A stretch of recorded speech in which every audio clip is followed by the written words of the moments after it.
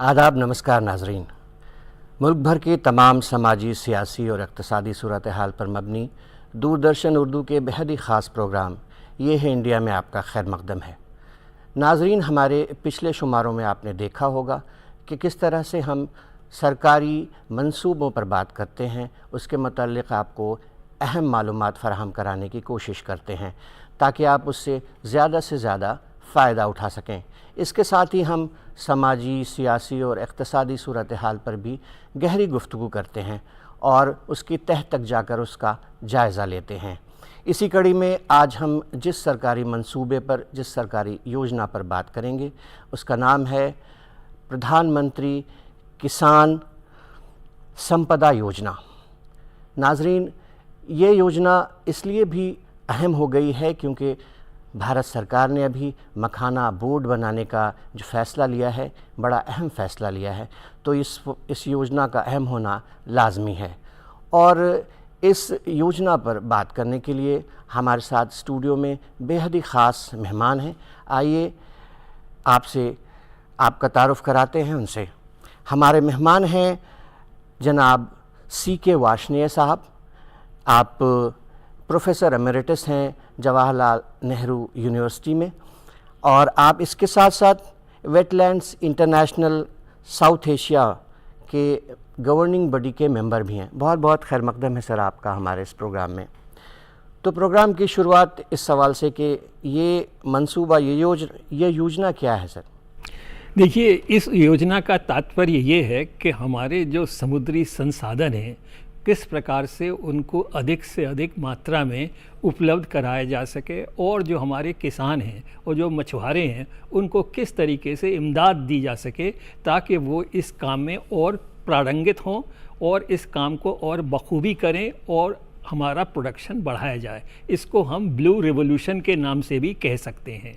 और इसके जो मुख्य जो एक अंग हैं उनमें से ख़ास तौर से एक ये बात कही गई है कि इस स्कीम के द्वारा इन लोगों को इस तरीके से इमदाद दी जाए ताकि वो मछली पकड़ें, सस्टेनेबल रहे और उसके साथ साथ उनकी जीविका और उनके आमदनी का साधन बढ़ता चला जाए।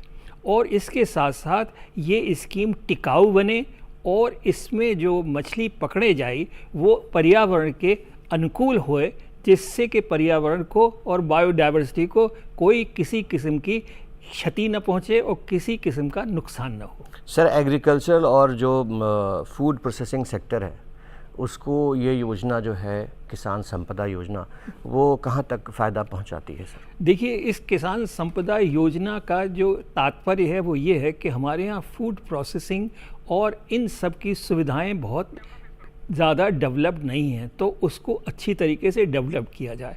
अगर हम रॉ फिश को भेजते हैं, एक्सपोर्ट करते हैं, तो उसके हमें दाम कम मिलते हैं, लेकिन अगर हम उसको प्रोसेस करके भेजें और उसके साथ साथ उसका एक सर्टिफिकेशन भी हो ताकि हम उसकी ताकीद कर सकें कि ये शुद्ध है और ये एकदम खाने योग्य है, तो उसके दाम भी हमें मिलेंगे, जिसकी वजह से हमारा निर्यात भी बढ़ेगा और जो किसान हैं और जो मछुआरे हैं उनकी आमदनी में भी बढ़ोतरी होगी और इसके साथ साथ नई नौकरियां, लाइवलीहुड और ग्रोथ भी काफ़ी तेज़ी से होगी। सर, ये जो पूरे मुल्क में जो नाफिज की गई है, ये जो मंसूबा नाफिज किया गया है, तो इसमें तो बहुत बड़ा बजट शामिल होगा। जी हाँ। इसमें बजट का एलोकेशन कैसे होता है सर, ये बताइए। जी हाँ, बजट इसमें जो दिया गया है वो करीब 6000 करोड़ से भी ज़्यादा है और इसके साथ साथ ये सारे देश में और राज्यों के साथ मिल कर के इस स्कीम को आगे बढ़ाया जाएगा, जिससे कि हमारे तटीयवर्ती जो किसान हैं, मछुआरे हैं, उन सबको इमदाद दी जा सके, उनकी ट्रेनिंग की जा सके, उनको नई नई आवश्यकताएं और नए जो ईजादें हुई हैं उसके बारे में उनको बताया जा सके ताकि वो अपने काम में और प्रवीण हों और उनका काम तेज़ी से बढ़े और हमारी जो मछली उत्पादन है उसके अंदर बढ़ोतरी हो। वास्तव में तो ये है कि हमारी मछली उत्पादन में निरंतर बढ़ोतरी हो रही है और हम दुनिया के तीसरे नंबर के सबसे बड़े मछली उत्पादक में हैं। और जहाँ तक कि श्रिम्प का सवाल है, हम दुनिया के नंबर 1 हैं उत्पादन में और ये सब निर्यात होते हैं, तो जिससे कि आर्थिक स्थिति देश की सुधरती है, वहाँ के लोकल गांव की सुधरती है और मछुआरों की तो सुधरती है। अब इसमें ज़रूरत ये है कि किस तरीके से हम इसके अंदर और मुफीद इसे बना सकते हैं, किस तरीके से हम नई रिसर्च और नई टेक्नोलॉजी अप्लाई करा के और लोगों को ट्रेनिंग दे करके उनको और इसके साथ में हम एक ऐसा मुकम्मल काम कर सकते हैं जिससे कि उनके अंदर कॉन्फिडेंस भी आए और उनकी आमदनी भी बढ़े।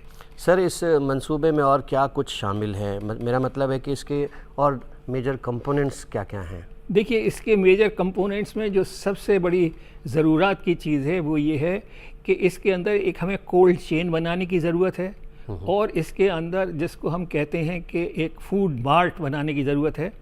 और इन सब से क्या होता है कि मछली, जैसा आप जानते हैं कि जितनी ताज़ी और जितनी साफ़ मिलेगी उतनी उसकी कीमत अधिक होगी, लेकिन जो गांव हैं और जो मछुआरे हैं उनको शहर तक या बड़े जगह तक ले जाने के लिए जो आवश्यकता है वो ये है कि मछली का जो टेम्परेचर है अगर हम किसी तरीके से कम कर सकें या हम कोल्ड चेन बना सकें ताकि ऐसी हमारी गाड़ियां हों जो कि ठंडी रहें, ताकि मछली के अंदर किसी किस्म की ताज़गी में कमी ना आए। जहाँ तक कि कंजम्पशन सेंटर का या डिस्ट्रीब्यूशन सेंटर का सवाल है, तो हम मछली के ज़्यादा पैसे भी ले सकते हैं और इसको हम अच्छी तरीके से बेच भी सकते हैं। इसमें एक और भी ख़ास बात है कि हमारे यहाँ ट्रांसपोर्टेशन की बहुत सारी सुविधा नहीं है। कई कई जगह तो बड़ी दूर तक हमारे पास में अच्छी सड़कें या ट्रांसपोर्टेशन की सुविधा न होने से मछली को सीधे तरीके से बड़े बाज़ार से जोड़ना संभव नहीं हो पा रहा है। तो इन सब चीज़ों को ख्याल में रखते हुए एक तो कोल्ड चेन, ताकि जहाँ से मछली पकड़ी जाए और जहाँ फाइनली इसको डिलीवर किया जाए वहाँ तक मछली की क्वालिटी बिल्कुल ताज़ी रहे और बिल्कुल अच्छी रहे। दूसरी कि मछली को ले जाने के लिए सड़कों की सुविधा और नेटवर्क और अच्छा बने और डिपेंडेबल हो, जिससे कि मछुआरों को ले जाने में सुविधा रहे और वो कम से कम समय में उसको बड़े मार्केट में या एक्सपोर्ट हब तक ले जाने में सफल हों। अच्छा सर, ये मेगा फूड पार्क्स क्या हैं? ये हमारे नाज़रीन को बताइए। देखिए, मेगा फूड मार्ट का मतलब ये है कि जहाँ पर हर किस्म के जो पैदावार है वो आपको एक तरफ से दिख सके और मिल सके, जहाँ पे आपको पूरी चॉइस रहे कि कौन सी चीज़ है और हर तरीके की वहाँ पर सुविधा हो, ताकि हम कह सकते हैं कि खेत से लेकर के और कंजम्पशन तक पूरी तरीके से एक निर्विघ्न, बिना किसी अटक के और बिना किसी रुकावट के लोगों के पास में मछली का उत्पादन आसानी से मिल सके। सर, ये पोस्ट हार्वेस्ट लॉसेस जो होते हैं, जी, पोस्ट हार्वेस्ट के बाद जो नुकसानात होते हैं, जी, इसको किस तरह से इस स्कीम में कम किया जा सकता है? देखिए, पोस्ट हार्वेस्ट नुकसान इसलिए होते हैं ताकि हम काफ़ी सारी जो हमारी मछली का उत्पादन है उसकी पूरी तरीके से प्रोसेसिंग नहीं कर सकते हैं। जहाँ पे मछली पकड़ी जाती है वहाँ पर उसकी खपत तो बड़ी सीमित होती है, तो इसलिए हमें उसको बाहर मंडी में ले जाना पड़ता है। और मंडी में ले जाने के लिए जैसा मैंने बताया कि हमारे पास में कोल्ड चेन, ठंडी गाड़ियाँ जिसमें कि मछली को बर्फ़ के साथ आराम से ढक के ले जाया जा सकता है, वो उसकी कमी है। तो इन वजह से जो आम ट्रांसपोर्ट की साधन हैं उनमें ये सब सुविधा नहीं होती है, जिसकी वजह से कि हार्वेस्ट करने के बाद में काफ़ी सारी मछली ख़राब हो जाती है और वो मार्केट तक सही ढंग से और सही हालात में पहुंचने में मुश्किलात आती हैं। अब सवाल उन लोगों से जुड़ा जो किसान हैं या कि जो फूड प्रोसेसिंग करते हैं, उनके लिए इस स्कीम में क्या कुछ है? देखिए, जो लोग फूड प्रोसेसिंग करते हैं उनके लिए सबसे बड़ी चीज़ तो ये है कि जब हम प्रोसेसिंग को एक बड़ा आकार और बड़े स्केल पे करेंगे तो उसके अंदर काफ़ी सारे लोगों को नए रोज़गार मिलेंगे और नए रोज़गारों की सृजन होगा। और इस सब से जो लोगों के अंदर, जिसको आप कहते हैं अनएम्प्लॉयमेंट की समस्या है या अंडर एम्प्लॉयमेंट की समस्या है, उसके अंदर काफ़ी इमदाद मिलेगी और लोगों की आमदनी बढ़ेगी और इससे उनकी आर्थिक स्थिति में बहुत सुधार होगा। और इसके साथ साथ जब मछली का उत्पादन अधिक होगा तो घर के अंदर भी उनको थोड़ी बहुत अधिक मात्रा में खाने के लिए मछली मिलेगी। मछली, जैसा आप जानते हैं, बहुत हाई क्वालिटी प्रोटीन होती है और ये बहुत ही न्यूट्रिशियस होती है और इसके साथ साथ इसकी जो गुणवत्ता है एज ए फूड वो बहुत अच्छी आंकी गई है, और इसकी वजह से हमारी फूड सिक्योरिटी में इसका बड़ा भारी एक योगदान और एक बहुत बड़ी उसकी एक उपलब्धि होगी। अब एक कॉल लेते हैं, शायद एक कॉल आ रहा है। हेलो हेलो हेलो हेलो जी जी बताइए। जी नमस्कार बहुत बहुत स्वागत आपका, बहुत बहुत खैर मकदम। जी। मैं राम प्रसाद बोल रहा हूँ। सवाल इसमें ये पूछना है कि जो संपदा योजना है इसमें की माली मदद या कोई प्रोत्साहन दिया जाता है क्या किसानों को? किस तरीके से कोई माली मदद इसमें मिल सकती है या प्रोत्साहन मिल सकता है? ये पूछ रहे हैं कि किस तरह से जी माली बिल्कुल, मदद- आपने सही सवाल पूछा। इसके अंदर किसानों को आसान तरीके से ऋण मिलने का प्रावधान दिया गया है, क्योंकि कभी कभी ये ऐसी एक समस्या आती है कि लोगों के पास में पूरे किस्म से इसमें एक धन की आवश्यकता होती है, जिसके लिए उनको काफ़ी दिक्कत होती है और कभी कभी उनको मिलने में सफलता नहीं मिलती है, जिससे कि उनकी जो उत्साह है उसके अंदर बहुत कमी आती है, वो पूरे खुल करके इस काम को नहीं कर सकते हैं।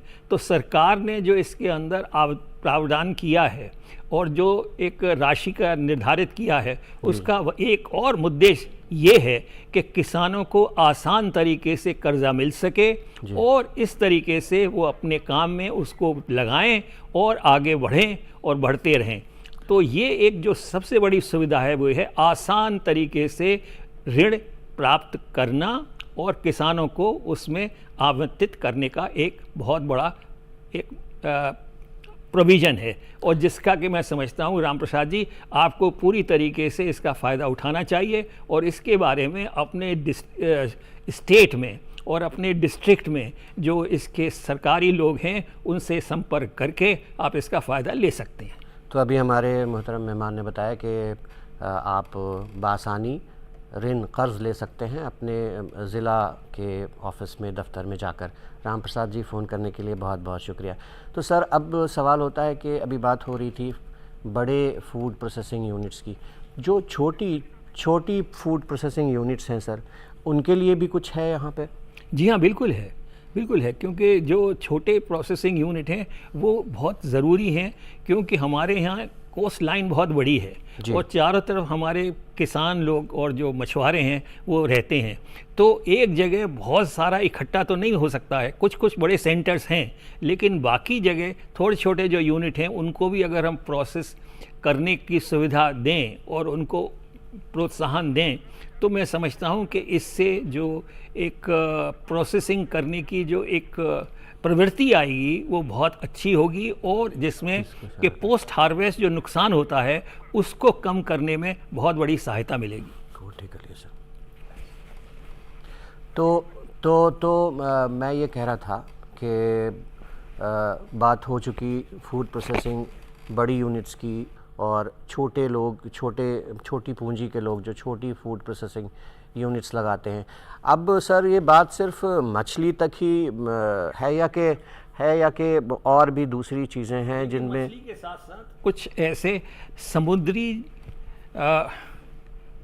एल्गी हैं जिनका की प्रोसेसिंग भी बहुत ज़रूरी है और जो हमारे देश के इंडस्ट्री के लिए बहुत ज़्यादा फ़ायदेमंद है। जैसे कि आप जानते हैं अगर इंडस्ट्री और एल्जिनेट, जिसका कि इंडस्ट्री में भी बहुत उपयोग है और एक बहुत बड़ा जिसकी हमें ज़रूरत पड़ती है।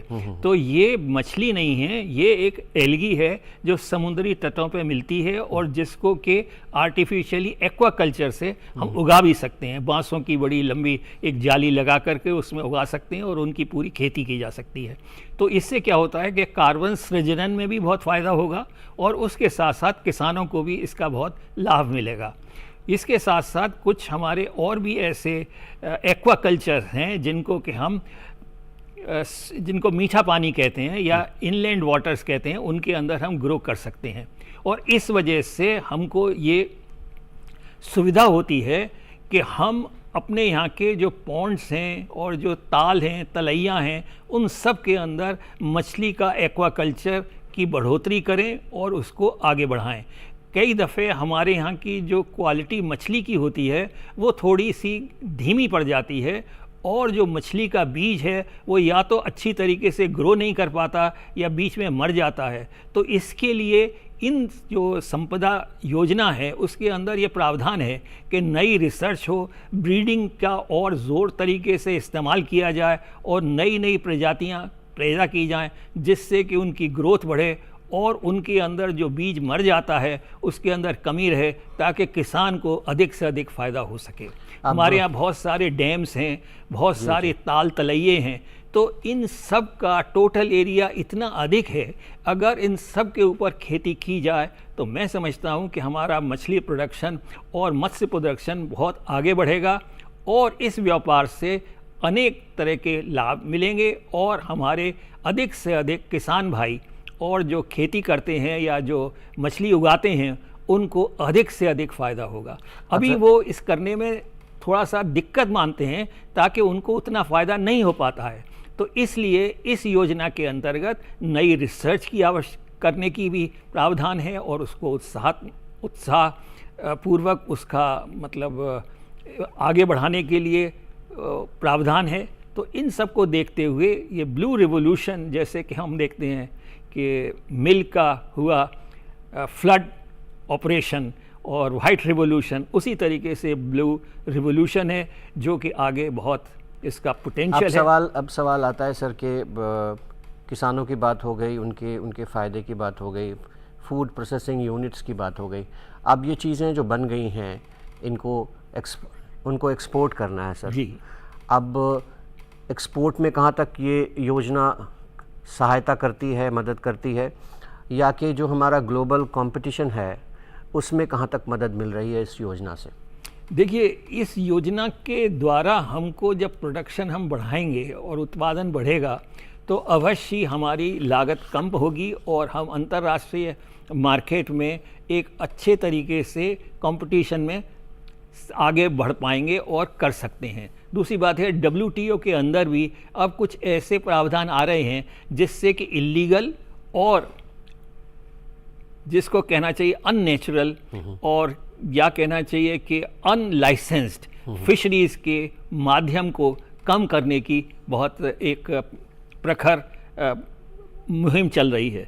तो इसको देखते हुए हमारे फिशरीज़ को अब अंतर्राष्ट्रीय मानकों के अनुसार आगे बढ़ना है और ये जो इलीगल फिशरीज़ होती है या जो अनलाइसेंस फिशरीज़ होती है उन सब के अंदर बहुत कमी कर लेनी चाहिए, क्योंकि अब इसके ऊपर जहाँ तक अंतर्राष्ट्रीय डिमांड की सवाल है तो ये बहुत ज़्यादा है और बढ़ने वाली है, क्योंकि आप जानते हैं कि आजकल लोग हेल्थ कॉन्शियस भी हैं और आई थिंक जहाँ तक मछली सेवन का सवाल है तो ये और चीज़ों से काफ़ी अच्छी और मुफीद मानी जाती है।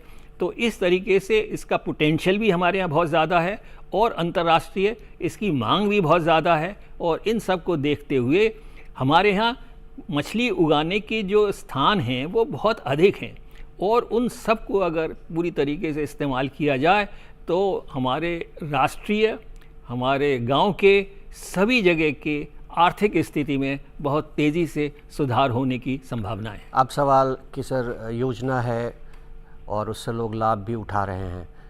अब योजना को जो लोग क्रियान्वित कर रहे हैं या जो लोग नाफिज कर रहे हैं, लागू कर रहे हैं, जो इम्प्लीमेंटेशन का प्रोसेस है उसमें चैलेंजेस क्या क्या हैं सर?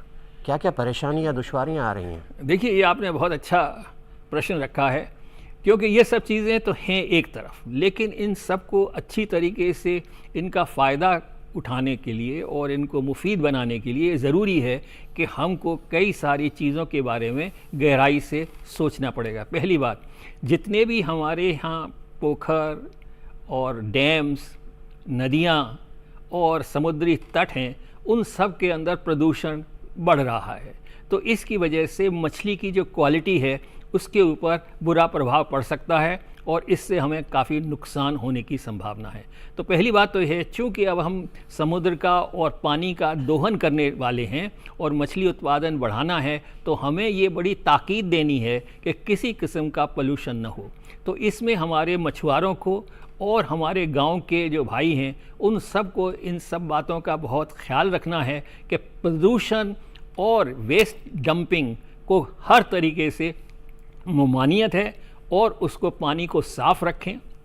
दूसरी बात यह है कि हमारे यहाँ पानी की बहुत कमी है, तो पूरे साइंटिफिक तरीके से ऐसे स्थानों को हम चुनें जहाँ पर पानी की हमें दिक्कत ना हो, क्योंकि मछली तो जब ही होगी जब पानी होगा, और पानी की क्वालिटी जब अच्छी होगी तभी मछली अच्छी होगी।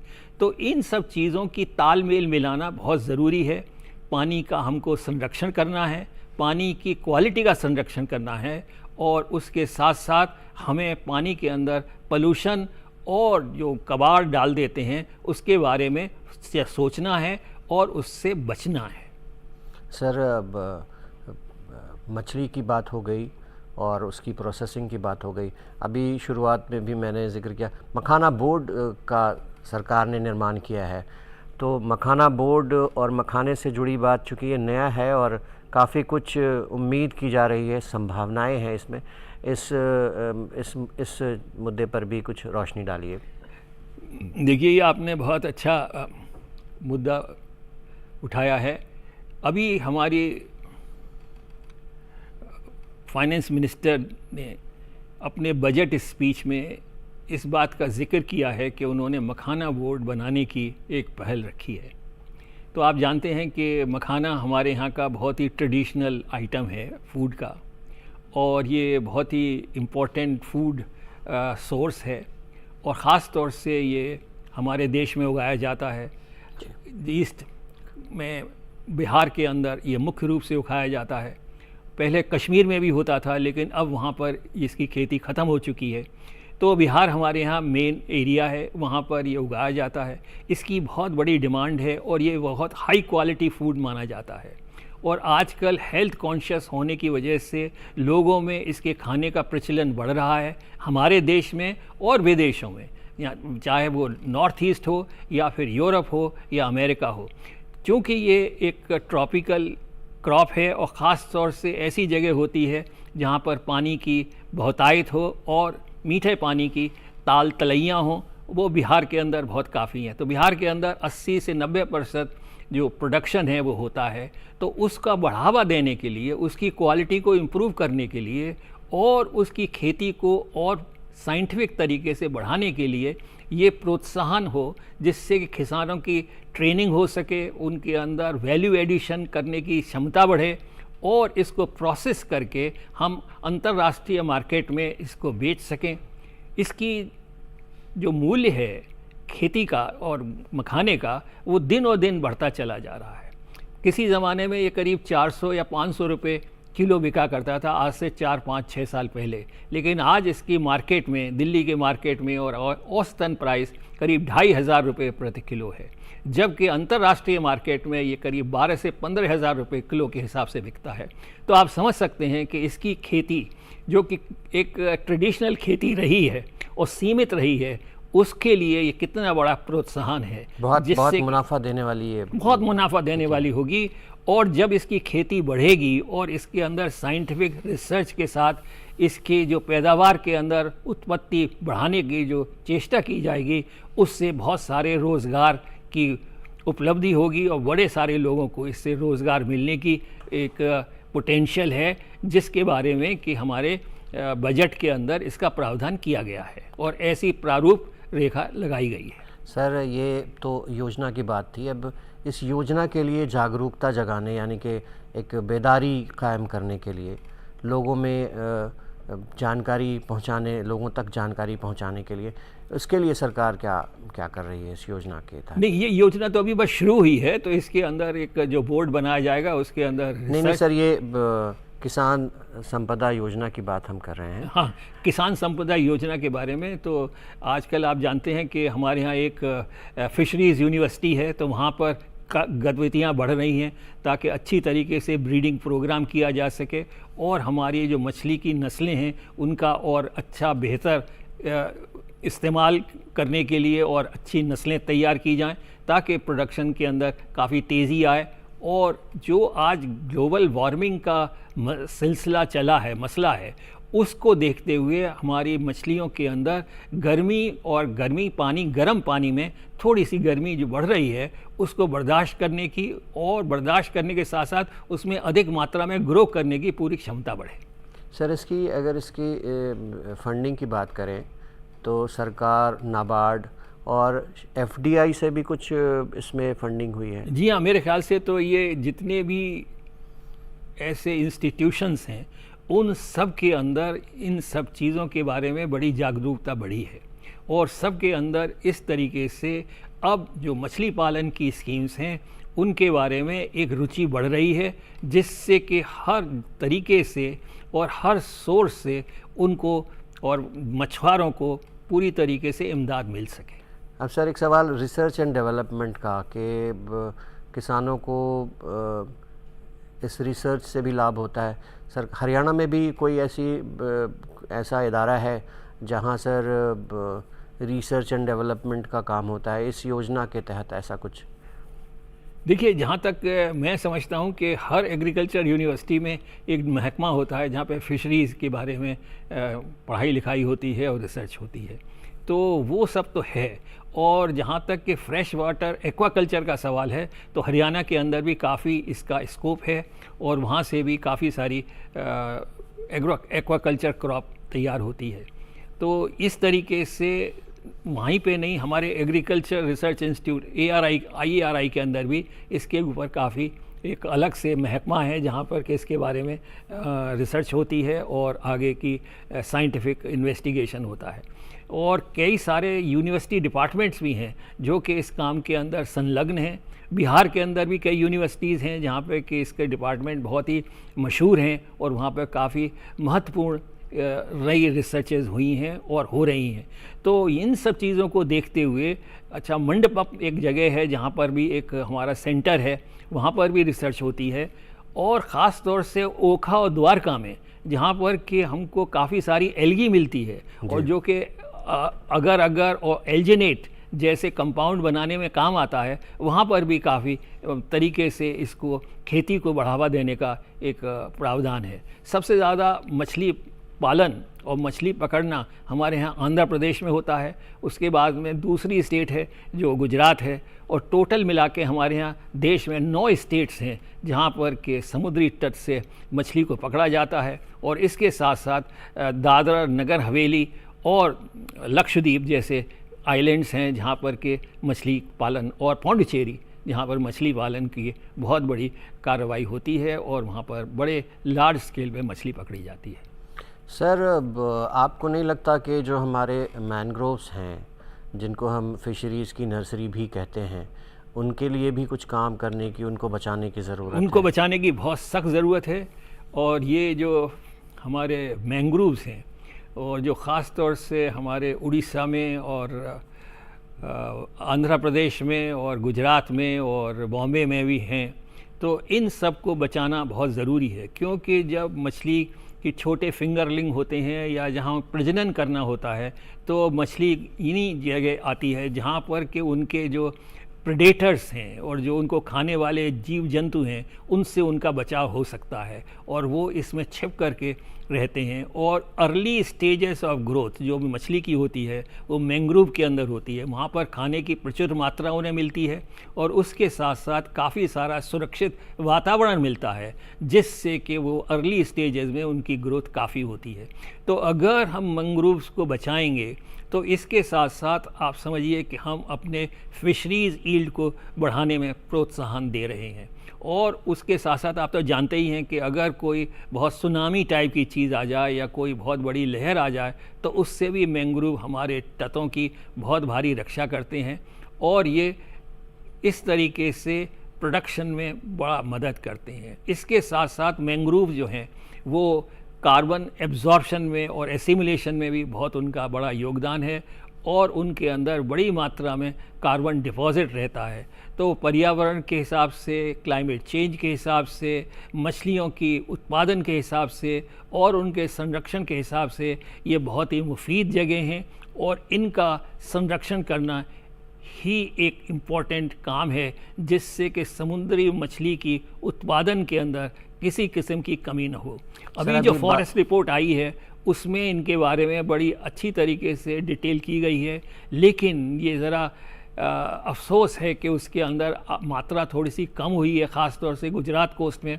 तो इसको हमें समझना चाहिए कि किसी तरीके से मैंग्रोव्स की फॉरेस्टेशन करके और उनको बढ़ावा देते हुए हमें मछली के उत्पादन के साथ में इसको जोड़ना चाहिए और उनका संरक्षण करना चाहिए। अब एक कॉल आ रहा है, कॉल ले लेते हैं। हेलो हेलो जी बताइए। हेलो हेलो जी, हेलो अपना सवाल पूछिए, अपना सवाल पूछिए। हेलो जी बोलिए, अपना सवाल हेलो? पूछिए। हम सुन पा रहे हैं आपको, आप बोलिए। सर मैं हूँ कि मैं एक किसान हूँ, जी। मैं इस योजना का लाभ कैसे उठा सकता हूँ? आप सर ये जानना चाह रहे हैं कि ये किसान है, ये इस योजना का लाभ कैसे उठा सकते हैं? बिल्कुल। देखिए, जहाँ तक आपने बताया कि आप किसान हैं और मैं समझता हूँ कि आप मछली पालन करते हैं। अगर करते हैं तो अपने यहाँ के फिशरीज डिपार्टमेंट से आप संपर्क कीजिए। और चूँकि अब आप इस प्रोग्राम के बारे में और इस प्रोग्राम के द्वारा आपको अब इस स्कीम का पता चला है, तो आप उनसे कहिए कि हमको ये प्रधानमंत्री जो संपदा योजना है, इसके अंतर्गत अगर आपको धन की आवश्यकता है, ऋण चाहिए तो आपको ऋण मिल सकता है। और अगर आपको नई टेक्निक सीखनी है तो वो आपकी ट्रेनिंग का इंतज़ाम कर सकते हैं। और अगर आपके साथ और भी आपके साथी लोग हैं जो काफ़ी में और भी लोग हैं, तो उन सब की ग्रुप ट्रेनिंग भी वो करवा सकते हैं, जिससे कि आपको मछली पालन, मछली प्रशिक्षण, इन सब के अंदर एक अच्छी जानकारी मिले और आप इसमें आगे बढ़ सकें। तो सर बता रहे थे कि लाभ तो आप ले ही सकते हैं और इसके अलावा आप ट्रेनिंग भी ले सकते हैं। बहुत बहुत शुक्रिया आपका फ़ोन करने के लिए हमारे इस प्रोग्राम में।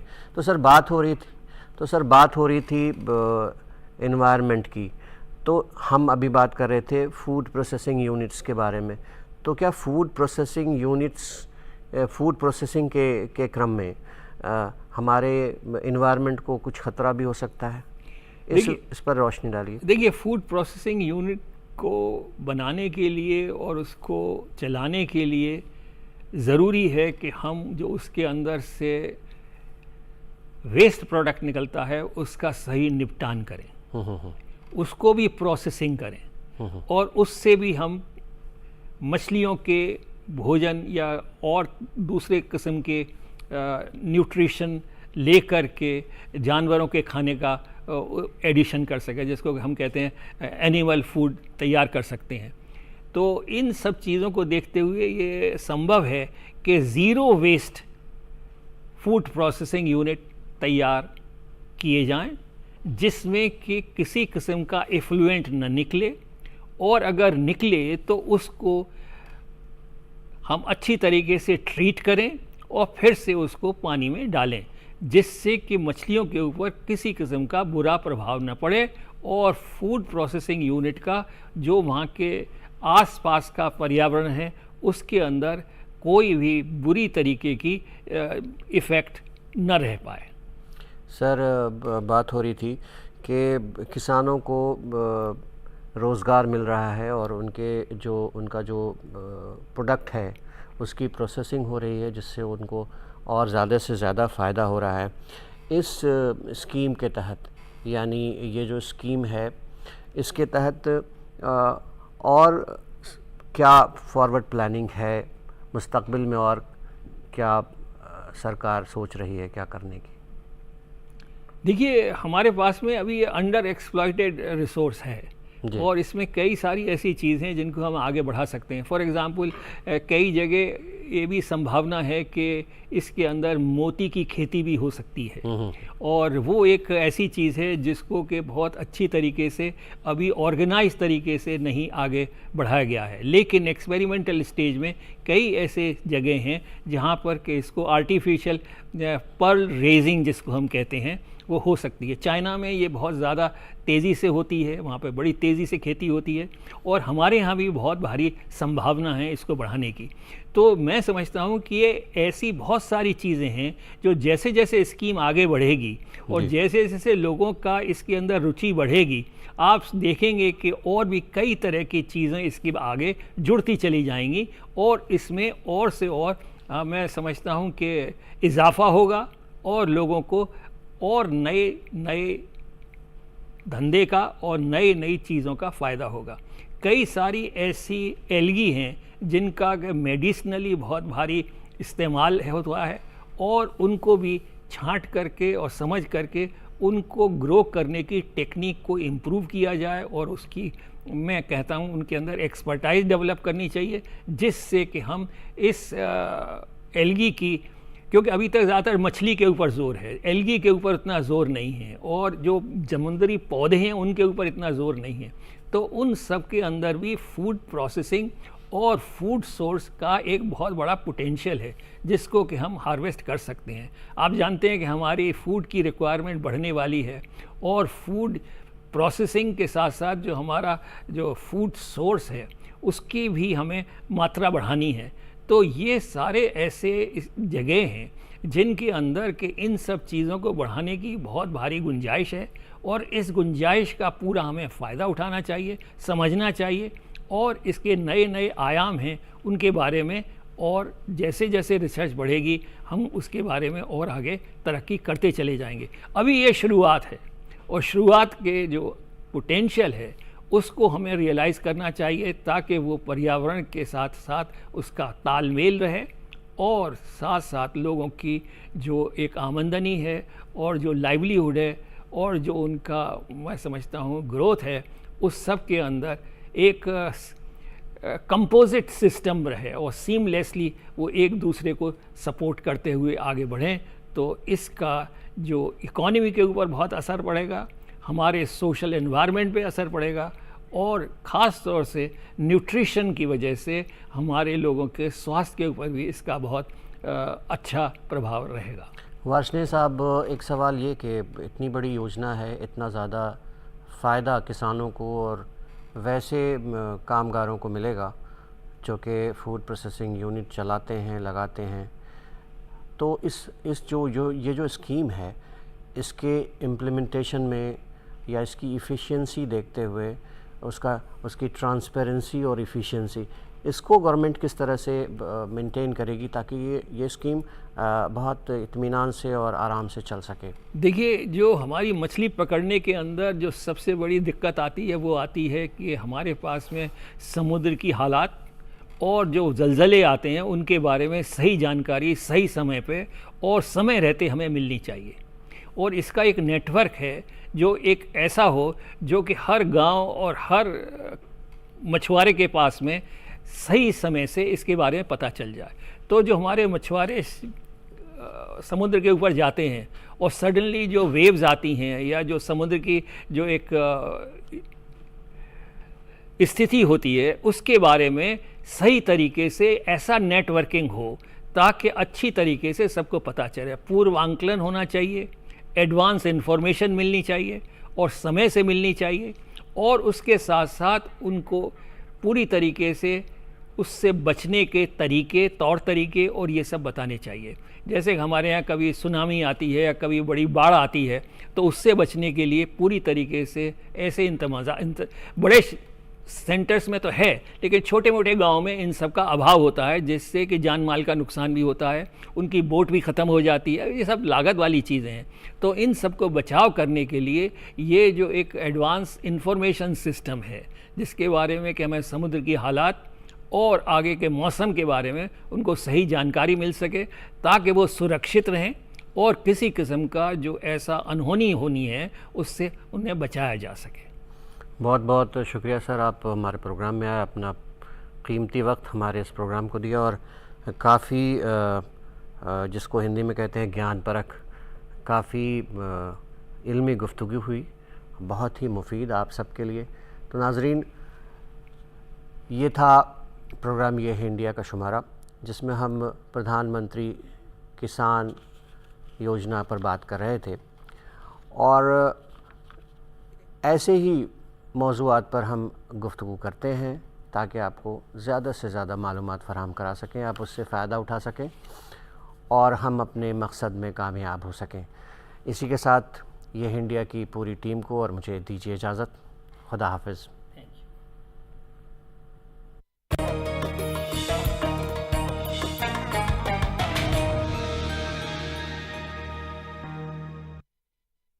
Prasar Bharati in collaboration with IIT